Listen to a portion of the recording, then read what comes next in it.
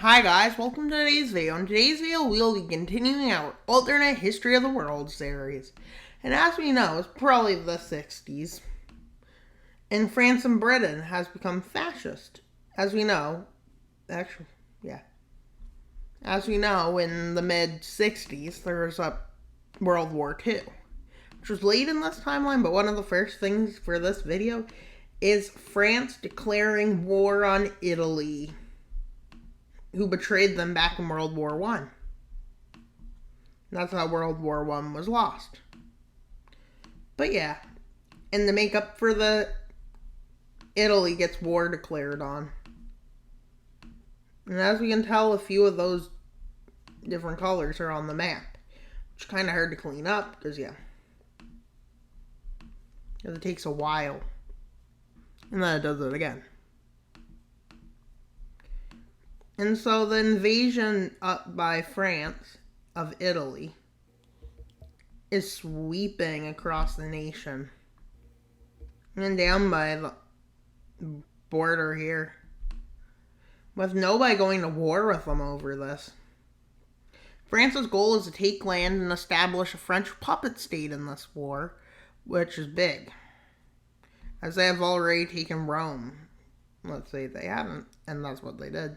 Now they're at Naples, they take it. And so, Sicily wasn't landed on something, but yeah. And so they annex a big chunk of land and leave a big puppet. Now for the interesting thing. So Turkey has its election, and a fascist leader is elected who's very pro-France and Britain. And his first duty is to go to war. But what he doesn't realize is that a lot of these countries he wants to invade are working together. Why would they be working together, you may be wondering? That doesn't make sense to you, maybe. But yeah. They're working together basically because they knew this was coming. As they declare war on Kurdistan. Iran declares war. The Caucasus Republic. These two nations, Iraq and Syria, along with Afghanistan, they think this is going to checkmate them, but the Central Asian Republic, who isn't the same ideologically, is also here. And as we know, Turkey wasn't prepared for all these fronts. But their invasion of Kurdistan still goes well. Until it doesn't. But that's mostly because an invasion attempt is made by Syria and the Caucasus Republic. But at the same time, people are questioning why they went fascist. But yeah.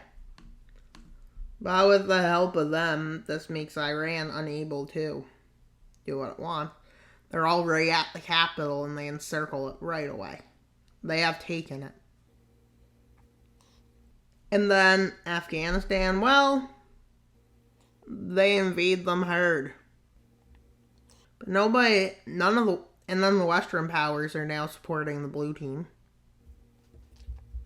But yeah, the key word, supporting, not help in war. They're even trying to mediate peace, which is failing. Although they are trying. With the speed of the invasions, I'm going to speed up a bit. As they take Abkhazia, or Georgia, parts of Georgia. Whatever you want to call it. And they're moving into modern day Russia. And nobody tried to stop this invasion. So Turkey changes its focus of this invasion to cut Syria off from Iraq, in turn making them encircled. Arguably. Syria finally surrendering. With the last of the fighting finally starting. With Afghanistan collapsing. And the leader of Turkey right now is guaranteeing this. And basically now, There's an election in Central Asia, and it's a fascist guy. But the guy already in charge, as I'm guessing you were guessing, was pretty much fascist. But yeah. The fascist party guaranteed annexing big chunks of land, whereas the party already in charge guaranteed some land, but this new guy guarantees a lot more land. So he was voted all of Afghanistan as promised. The other guy only offered parts. In Iran, with these two fascist leaders meeting up, he's pro-Britain and France's pact, which looks like they're going to get 2 members after this war, with France and Britain sending loads of supplies to them, even making a small incursion. This was their idea of a small incursion. Yep. And so now they're at peace. In the tables, both these fascists are hard at the tables. Mozambique. But at this point, Mozambique, Angola declare independence. I believe Sierra Leone was still a colony. This is the Equatorial. Yep, all of the colonies basically declared independence. And this giant, weird-looking Senegal, honestly, is shocked about one piece of news.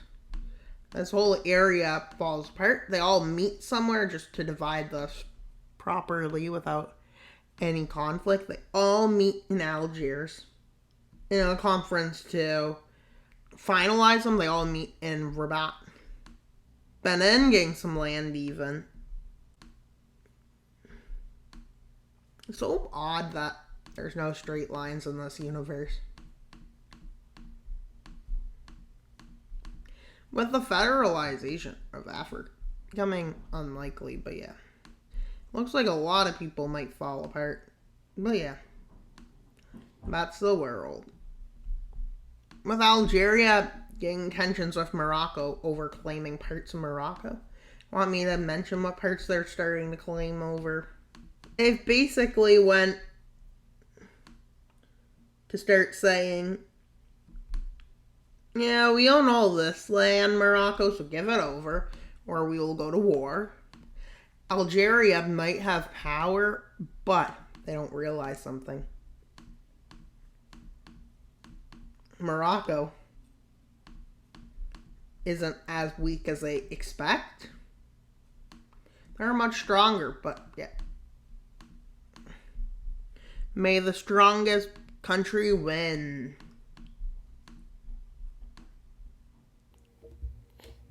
The Libya, with them marching across the border, even crossing mountains. How's that hypothetically possible? Who knows? Who cares? But they're basically pushing in all the way before support from the Democratic pact starts flowing into them. With Libya seeing this as a land grab joining, and Niger, or the Niger of this timeline, as Algeria is now involved in a 3-front war. As you can tell. And so, yeah. With this basically being a wipeout. And I would say season 2, honestly, will just be like an alternate future kind of thing. You know why? Because, let's look at it. A series is in the 70s. Let's assume every episode's 5 years. Let's make that something. Then season 2 would be, let's say, once it gets to the modern era. Like, let's say 2025 will be when season 2 starts. By this idea of time passing in this video. And so Algeria has collapsed. Algeria's put harsh conditions on and many other things. And lands are... And Israel all joining the Democratic Pact. Baltica is thinking of it, but not sure. Mongolia then votes to join. Along with you guessed it, Baltica, and Czechia, along with Bulgaria. Russia isn't sure, so they have a vote, and they vote to join this pact. Why would they vote to do that?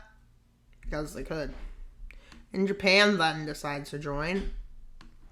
And so the world has changed significantly now. Fascists trying to figure out someone else who would join. And Libya, in fact, decides to join them. If you can't beat them, you gotta join them.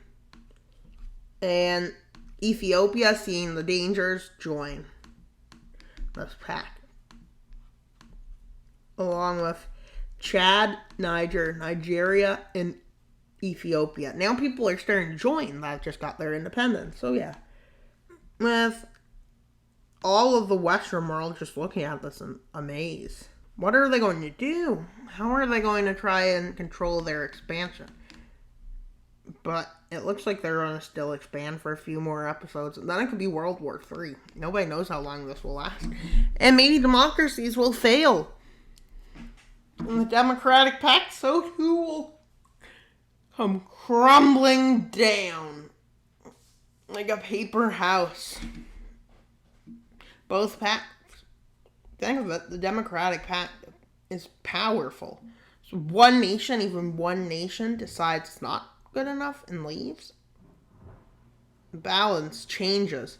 Maybe other nations will see this as foolish, follow on, and so on till the house of cards fall. Let's say all of these countries are cards, meaning the more stable card deck would most likely be the smaller card deck. But who knows? Maybe the purple team thinks they can conquer the world. I'll also let you know, the rankings have China and the USA as the top. So, the USA is behind. In fact, in this universe, I think the power would be China, India, the USA, Russia, France, Russia. Who's next after Russia? I would say Central Asia. Then I'd say Turkey, the Ottoman Empire reformation. I'd say Germany probably next. Germany or France, and then Britain. But, Brazil is definitely up there too. I'll have to make a list, and I'll probably make it yeah. And that's all for today's video. Please like, subscribe, and comment. Wild Mapper out. Bye, guys, but please subscribe so we can get to 1,200 subscribers by October 1st. So if you could, please subscribe. Bye, guys. Wild Mapper out.